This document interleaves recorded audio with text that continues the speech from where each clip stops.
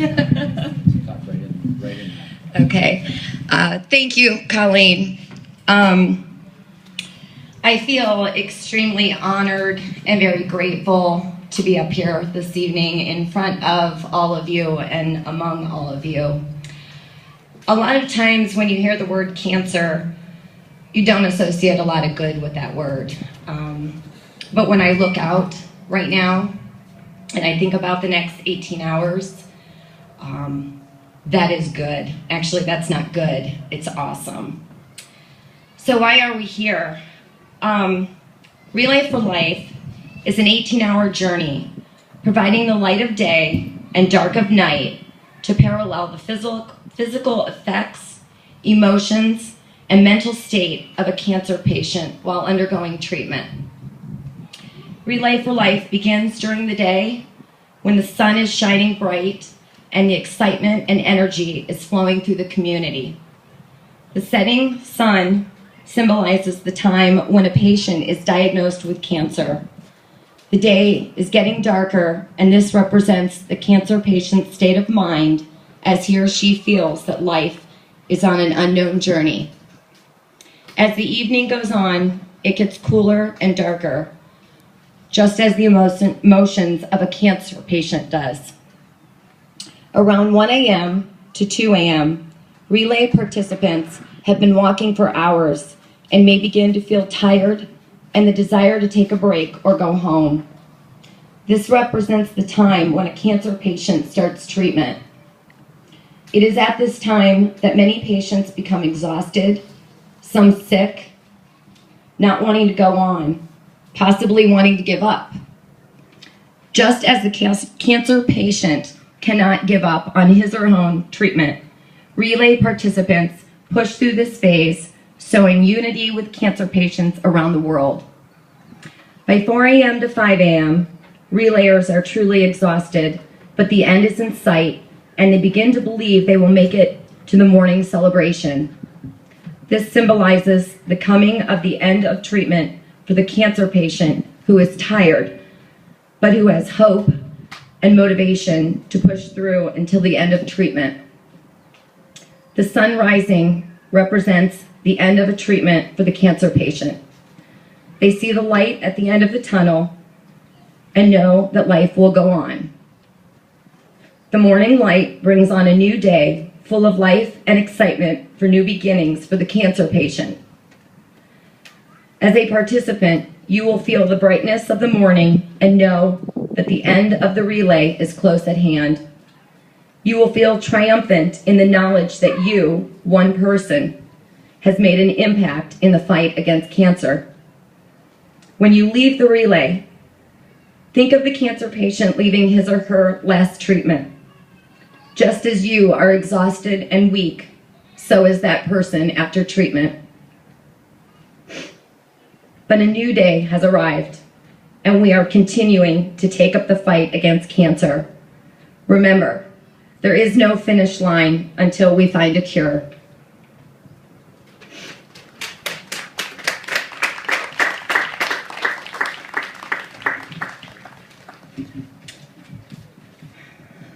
What cancer cannot do. Cancer is so limited.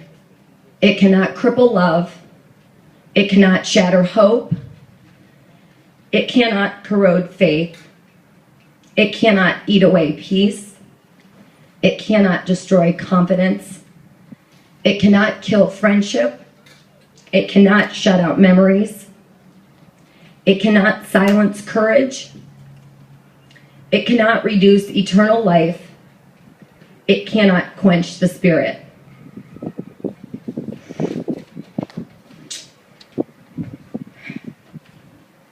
Okay. I walk around a track today. I walk to help a disease go away. I walk because there is a need. I walk so that bodies can be freed. I walk to give a small child hope. I walk to help someone cope. I walk for a husband or a wife. I walk to help prolong a life. I walk with my head held high. I walk for the one about to die. I walk excitedly, not demure. I walk to help find a cure. I walk for everyone to see. I walk for you. I walk for me.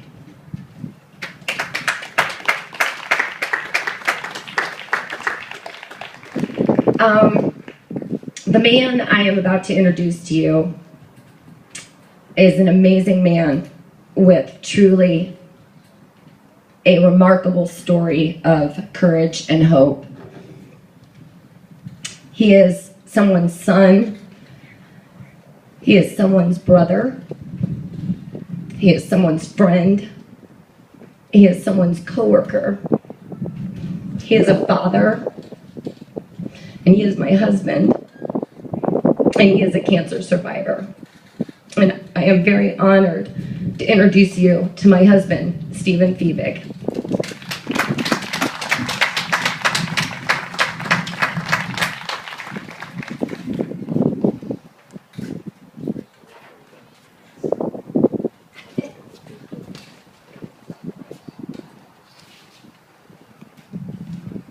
Hi.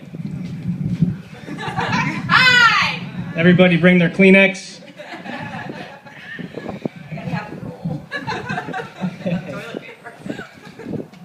Public speaking is hard and uncomfortable, so if you guys want a picture of me naked, that would be okay.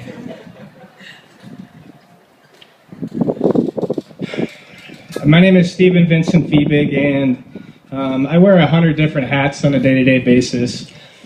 My wife Wendy and I own a restaurant called the Rusty Nail in Kent, and I'm a father and a husband and a phys ed teacher, and the list goes on and on and on. So every day I'm constantly doing something different.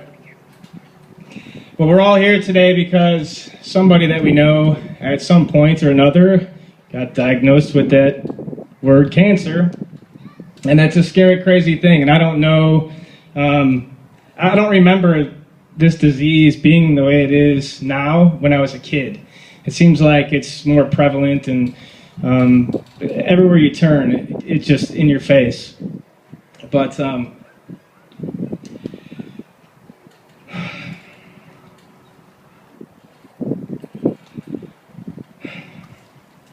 hopefully the money that is raised tonight and all across the country will go to do wonderful things, and that we can finally put an end to this and stop having Relay for Life. But in all seriousness, thank you guys for being here. It means the world to me, my family, and I know that these guys put so many hours in to make this event possible. So give them a round of applause, please. Thank you. You're welcome. When I was 27 years old, my twin brother Brian was diagnosed with leukemia. And it was 2005. And it was February, and he had what he thought was a spider bite.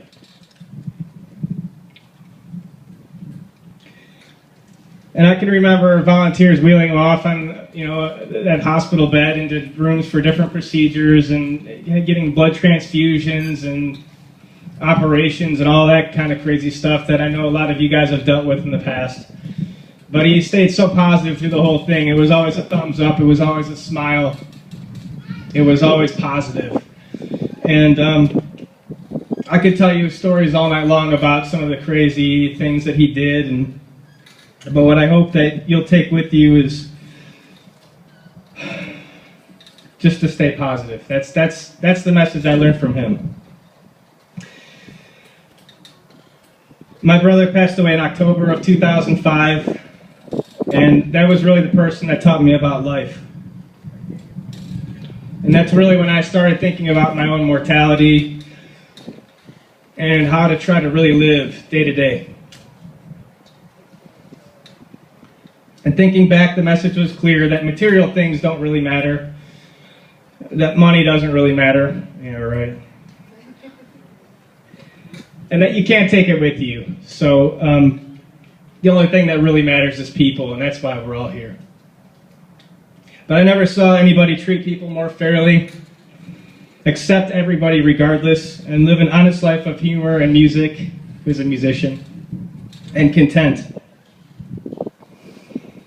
And I know a lot of you guys have dealt with the death of a family member or a friend, and I never felt anything quite like that.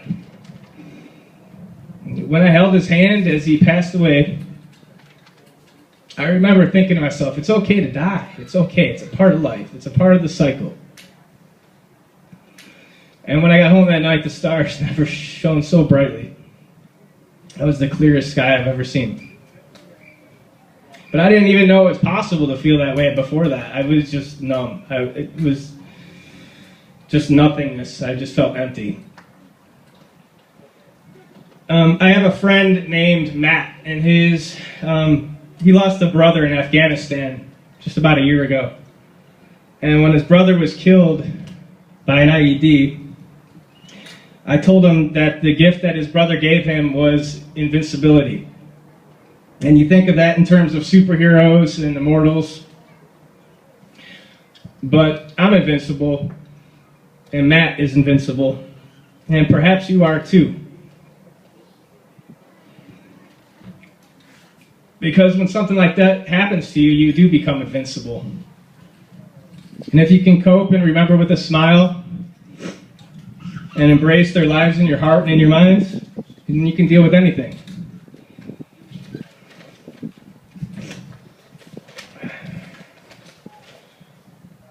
All right. Whew.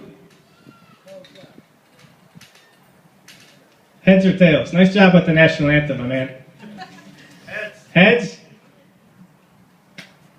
You're right. Heads or tails? Yeah. It was tails. That was my life in 2006. I had just gotten married, making my wife the luckiest woman on earth. And we were on our honeymoon in Vegas. And I don't want to get too graphic, but I was constipated. I had trouble going to the bathroom. And I remember thinking, what the heck did I eat? Was it that Paris buffet? So I came home, had a colonoscopy, and my doctor told me that I was the youngest person that he ever diagnosed with colorectal cancer. And I was like, oh boy, lucky me. What do I get, a trophy or an award or a plaque or something? And my doctor told me that I was a coin flip to survive. And how do you make heads or tails of something like that? Should I pick heads or tails? And what would you pick? And I like to gamble, but this wasn't a bet I wanted to make. And so you do what anybody who gets diagnosed with cancer does. You go to Google. And you start reading and filling your head full of statistics and survival rates. And the computer screen becomes blurry as you're trying to see through your tears. And then you realize at the time that these statistics don't really matter. I mean a whole lot. And most of these charts and web pages are prefaced with, well, everyone's different and you can beat it, and you do it anyways. But the hardest thing about cancer is that it tries to steal your dignity and your strength and your determination and your motivation and your fascination. And when you're going through cancer treatment, you have no appetite, no energy, and motivation. But looking back now, it does make you appreciate the small things that much more. The food really tastes amazing these days, especially at the Rusty Nail. And even the biggest tasks seem doable.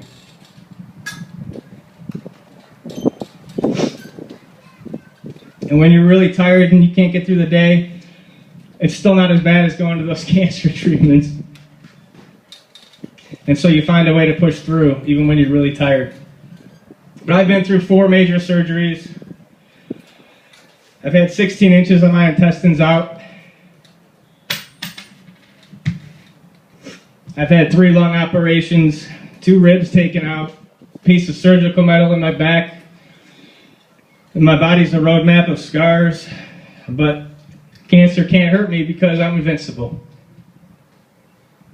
You can't hurt me any more than I've already been hurt. It's impossible. And so I started laughing in the face of cancer. And it's a big, scary, ugly monster. but I laugh at it and I combat it with a healthy diet and exercise and vitamin D and a positive attitude. And it's not always an easy thing to do, but that's what I've tried to do. All right, wrapping this up here. I know everyone's getting restless. Sorry. That's the lessons that I've learned through all this, is just to keep smiling and stay positive, because that's what my brother would want me to do, and that's what my parents and my wife and my kids would want me to do, and that's what I want to do.